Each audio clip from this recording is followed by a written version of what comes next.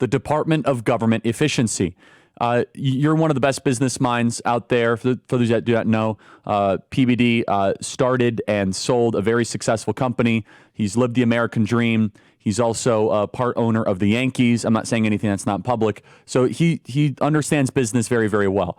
It seems like Doge, if it is executed upon, can accelerate that 12-year trajectory. That can be one of the greatest. Look what changed. Look what we did. And it is bipartisan. It is with great agreement. People want the government to be scaled down and more efficient. How should we think about Doge, Patrick Bet-David?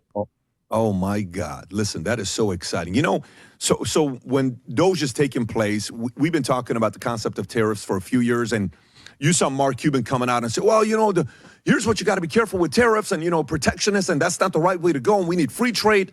And this is why this, and by the way, this conversation goes back to some people that are very big pro-Nixon. Nixon was one of the greatest presidents of all time, and he did all this stuff. I mean, the argument could be a 50-50 argument. There's days that I sit there and I think Nixon did great, and there's days I sit there and I debate my own self saying, wait a minute, he strengthened China. We got off of gold standard. We got into a bunch of debt because it was kind of like the U.S. dollar. So you can say the good, bad, and the ugly, and I'm sure I'm going to get a call from Roger Stone, hey, you know, don't you ever talk about my Nixon like that. But here's where I'm going with this part about this story with Doge. So I sit there and we have our research team pull up the history of tariffs. Just about 140 years ago is where the U.S. revenue, 100% of the U.S. revenue that came in, the government got it from tariffs. That's what it was. We paid for everything through tariffs, right? We did that for many years. And then what happened? All of a sudden, under a few, you know, whether you want to call Wilson or Truman, I mean, we'll go to Wilson. Some of the presidents all of a sudden like, hey, 1913, let's introduce taxes. Let's introduce Federal Reserve. Let's introduce this. Next year, it's war. Hey, let's allow the American people to agree to take their taxes out of their payrolls. People will never agree to that. Americans are not dumb enough. No, I think we can. Who was the one that thought that was a good idea? You ready for this one? A guy that's in my painting in my house, Milton Friedman. Later on says one of the biggest mistakes I made supporting an idea that was a horrible idea. Taking taxes out of my payroll. Why would I agree for the government to do that? You would get all the money. End of the year, you will pay your taxes. Now you're letting the government get 11 months advance on your money that you could have made that interest investing it somewhere. Yes. Whoa, how the hell did we agree to this? Watch this. Everyone talks about tariff.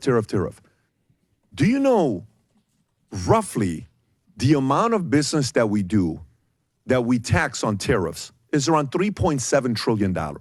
Let's say $4 trillion. Do you know what the average revenue, do you know how much U.S. government, I'm asking the listeners and the viewers, if I was to ask you right now, how much income did the U.S. revenue come in last year just from tariffs? You know what that number is on the $4 trillion?